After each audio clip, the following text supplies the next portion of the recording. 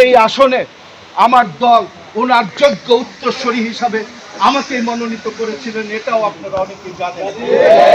আমাকে মনোনয়ন দিয়েছিলেন, কিন্তু দলের ভিতরে হাতকে মেরে থাকা একটি অংশ আওয়ামী লীগের সাথে আঘাত করে মাত্র 9 দিন আগে মিথ্যা মামলা দিয়ে আমাকে কারাগারে পাঠিয়ে দিনের ভোট রাত্রে করে নির্বাচন ছিনিয়ে নিয়ে যায়।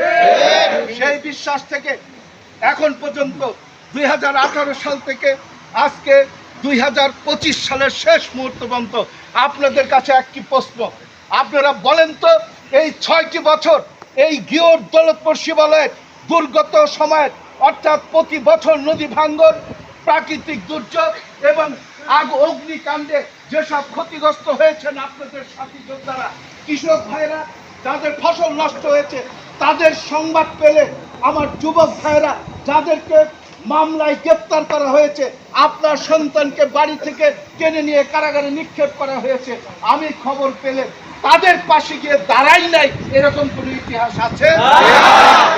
আজকে যেসব মুরব্বীরা রয়েছেন, আমার মনে হয় আপনাদের অনেকের নামেও তৎকালীন স্বৈরাচার হাসিনা সরকার মিথ্যা মামলা দিয়ে দিনের পর দিন রাতের পর রাত আপনাদের হয়রানি করেছে না?